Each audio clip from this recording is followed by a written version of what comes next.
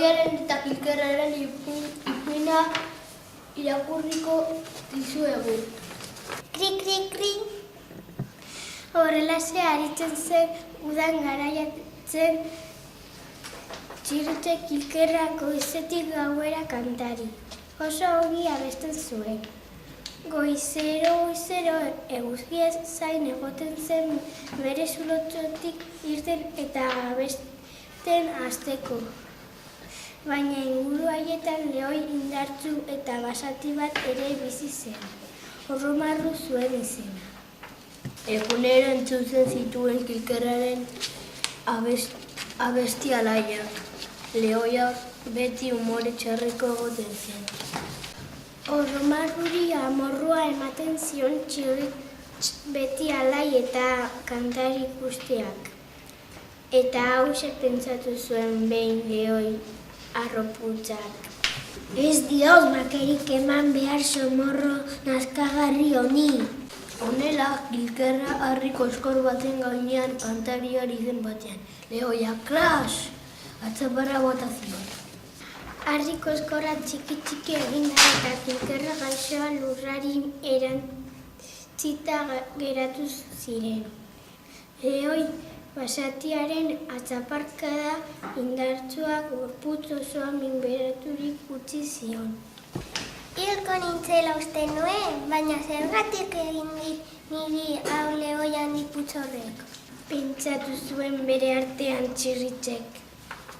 Kilkerra hartzuen bezala errenka beste harri koskor batera igo zen. Eta esan zion Orromarruri. Baina zer uste duzuzuk, kankailorrek? Oianeko errege deitzen dizutela eta edo zer gauza egin dezakezula ala. Ni txikia izango naiz, baina ikusiko duzu orduan.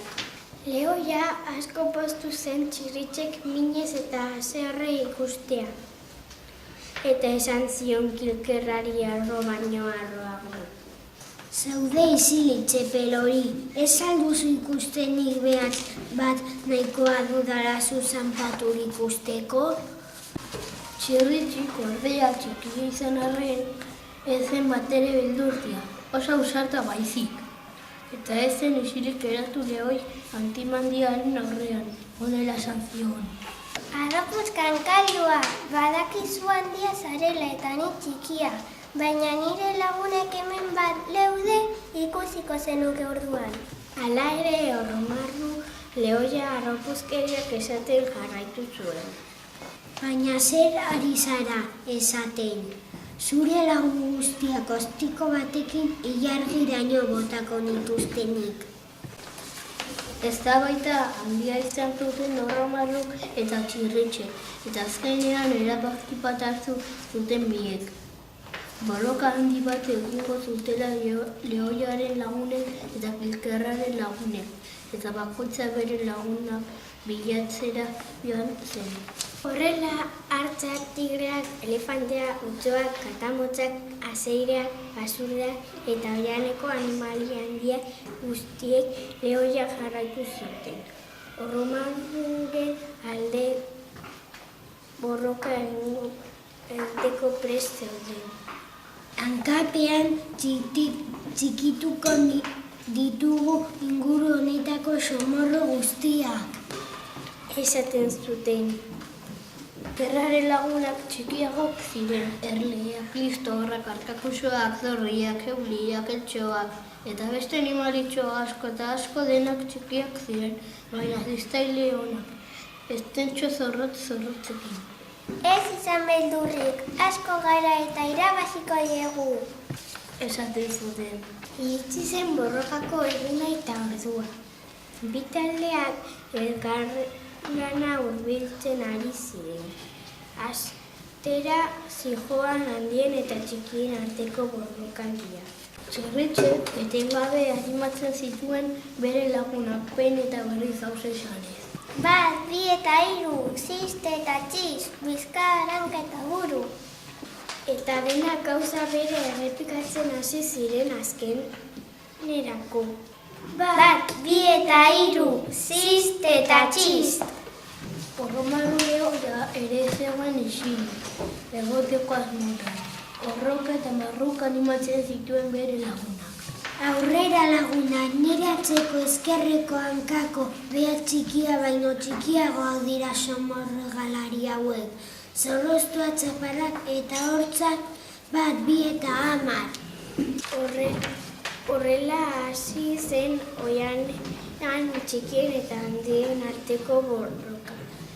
Kilkerraren taldekoak milaka eta milaka ziren eta ez zieten akerik ematen Lehoien taldekoei zista eta zista.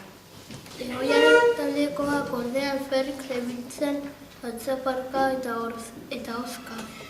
Ezin zituen animalia txiki hegalari haiek harrapatu, ihes egiten zuten. Hau askura, hau berriko mina, suduro doldurik daukat, eta gorputza guztia askura, gorputz guztiko askura. Eta horrelako gauza esaten zituzten Lehoiaren taldekoak.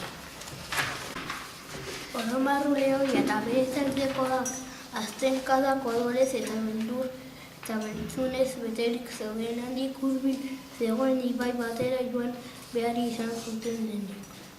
Beren gorputzak uretan garbitzera, freskatzera eta zerbitzera. Txirritzek eta bere lagunak atzetik jarraitzen zieten uraren ertzeraino. Oihaneko 4 hankako animalia handiei. Hemendik aurrera, bakean uzten ez badiguzue gauza bera gertatuko zaizue berriro ere. Esaten zien txirritxek. Handik aurrera, Kilkerra eta bere lagunen lasaiago bizi izan omen ziren. Ez omen zuten gehiago animalia, handien beldurrik izan.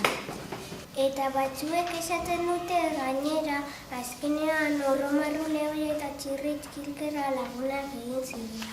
Hala bazen, ez bazen gu behintzat beti lagunak.